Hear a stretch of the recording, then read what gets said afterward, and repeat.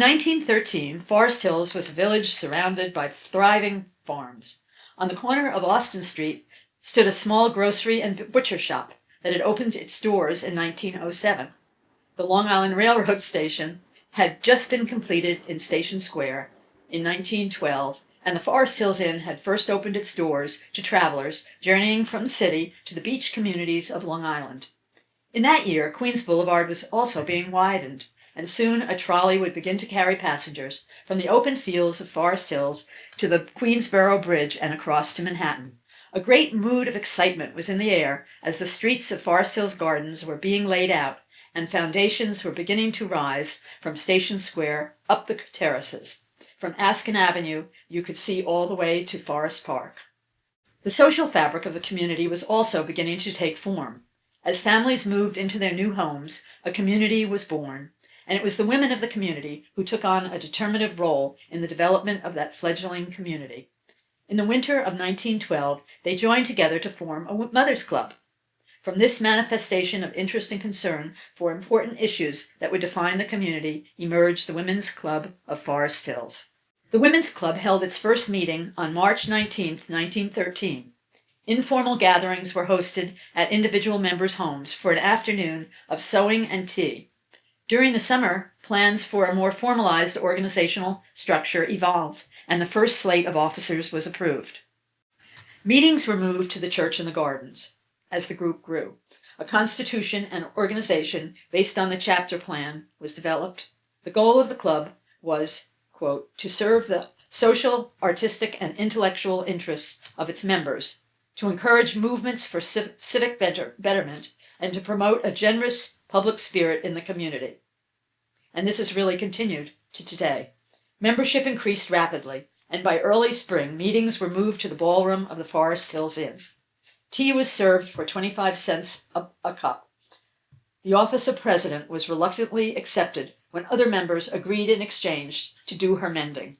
But women were not all about business, as can be seen in this photo of a wildly heralded ball game between the bachelors and suffragettes on Columbus Day in 1915. According to announcements preceding the event, the men were to be dressed in women's clothes, while the uniforms to be worn by the women players remained a surprise until the day of the game. In November of that same year, a masked ball was held at the Forest Hills Inn. Everyone in Forest Hills was invited to come. Tickets were $1 each, and the proceeds went to benefit volunteer war relief efforts and to buy materials for bandages and surgical dressings. While war was on the horizon, and certainly on the minds of the residents of the young community, there were other concerns that could not be ignored.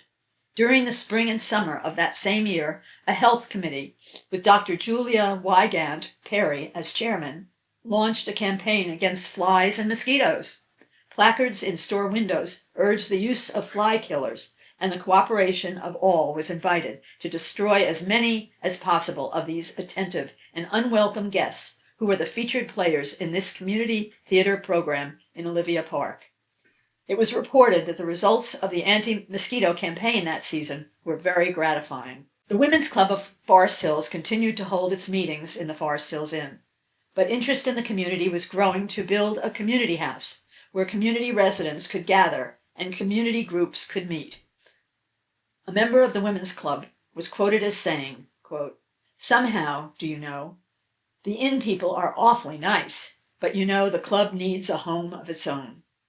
While residents joined together and enjoyed the performances of the Gardens players that were held in Olivia Park or the Tea Garden of the Forest Hills Inn, politics was also on the community's mind, and war drums were sounding from across the Atlantic and were being heard even in Forest Hills Station Square. On July 4th of 1917, soldiers marched in dress regalia from Flagpole Green down the terraces into the square. And on the platform over the square, Teddy Roosevelt boomed his powerful 100% American speech to a record crowd of men in straw hats, women, and children decked out for the occasion in colorful summer garb. In the next few years, the concerns of many within the community would move beyond the peaceful setting of Forest Hills and outward in support of the coming war efforts. That fall, while there was still time for play, a community playground for the children was on the agenda of the Civic Committee of the Women's Club. In the poetic words of one of its members, quote, "It is said that the playgrounds are never still. Even after the children have left, and the swings stand as stark as a ship's rigging, and the sandboxes lie there in the light of the moon, untouched and undisturbed, the sweet ringing sounds of shrill and piping voices echo faintly through the air. So, 'tis said, and who cares or dares gainsay a rumor so pleasant to reflect on? If you had spent 5 minutes or so watching the little tots engaged in their merry business of keeping happy, you wouldn't think it a bit improbable that the evening winds should wish to retain the shouts and laughter of these playful children."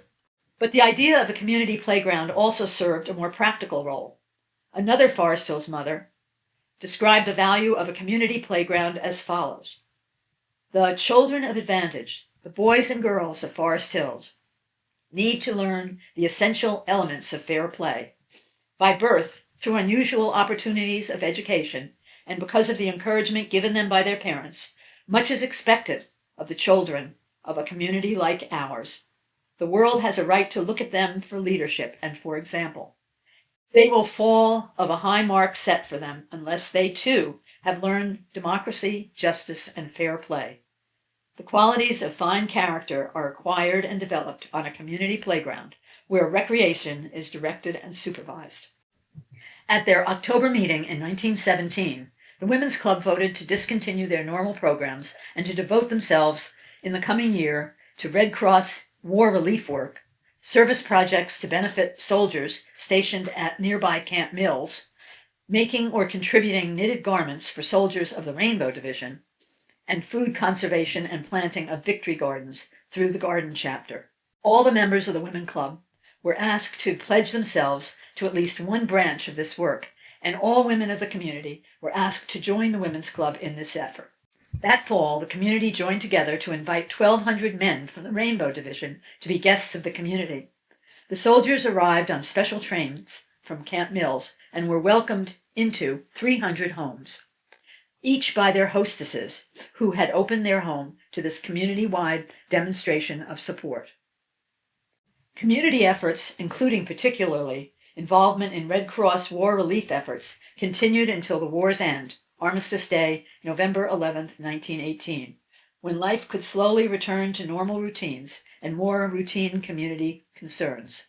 In 1920, the Civic Betterment chapter, concerned with the accumulation of debris and unsightly appearance of Forest Hill streets and shopping areas, initiated an Adopt a Lot program, encouraging residents to clean and plant gardens in these areas. Members visited merchants, encouraging them to maintain the exterior and interior of their establishments. The Women's Club awarded a trophy for the best storefront, and an award was given by the Women's Club for the best garden. Again, interest was turned to building a community house to provide a meeting place for community organizations and a recreation center for the community residents. It was reported that the candy and apron sale held at the inn on the afternoon of March 17th was most successful from every standpoint, and as a result, $200 was added to the Community House Building Fund. One of the most active committees in Forest Hills Gardens in those early years was the Anti-Mosquito Committee that launched an active campaign to educate citizens on how to control these pets and to reduce places where mosquitoes could breed.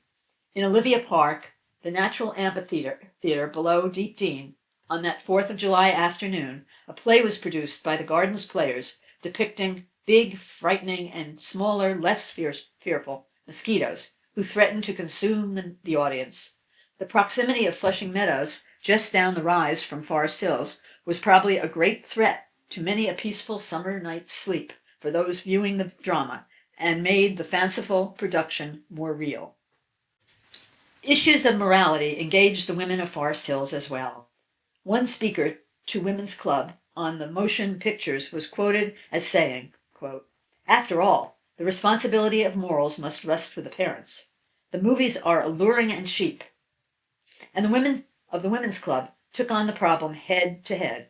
Since the law required that young people under 16 years of age could not enter picture theaters unattended, several members of the Women's Club of Forest Hills agreed to be present at the Forest Hills Theater every Saturday afternoon to act as chaperones. In 1922, the club voted to approve an official club flag and banner. The president, Mrs. Louis Dean Spear, compared the club to a living oak, getting its sunlight from thought, its breezes from music, its moisture from sorrow, and its chemicals from everyday experience. Quote, "This tree must be a living, growing thing, planted in the soil of village life, with its head turned to the light and its branches reaching out to service."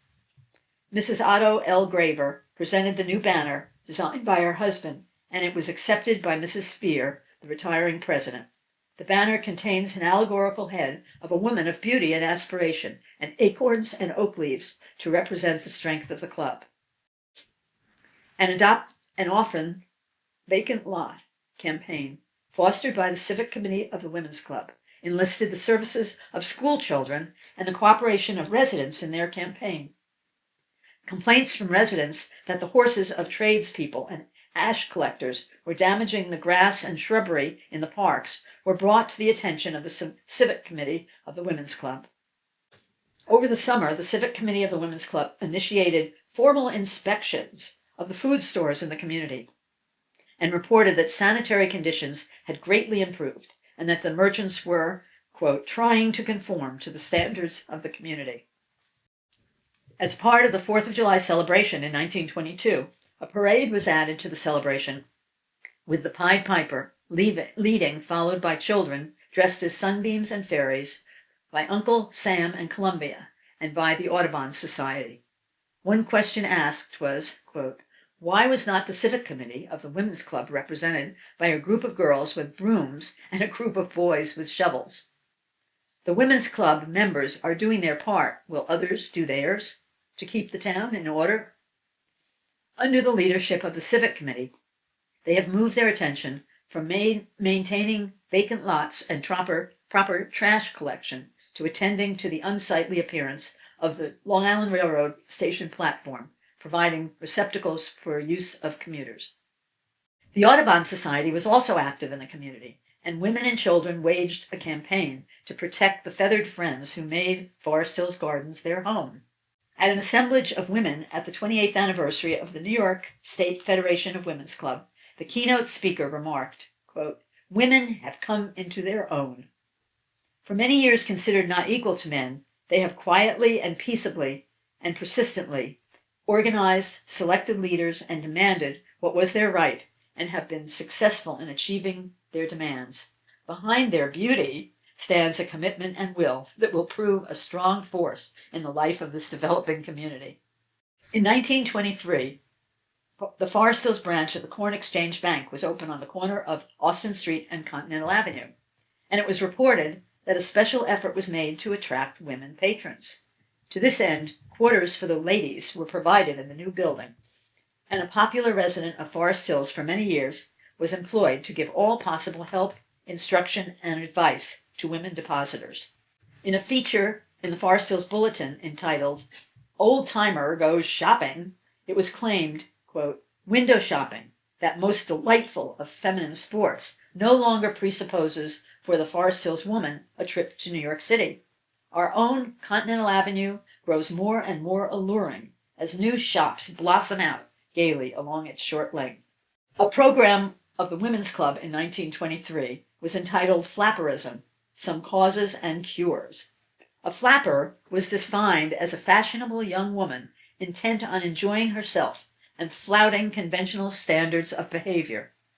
It was suggested that young, intelligent women who are married and mothers are dissatisfied because they have nothing to do that brings recognition, and this discontent produces flapperism. The speaker was quoted as saying, "It takes a genius to win recognition from art, music, and writing after a woman has the cares of a family," and it was suggested that educated women devote the talents and times not needed by her family to philanthropy and community service.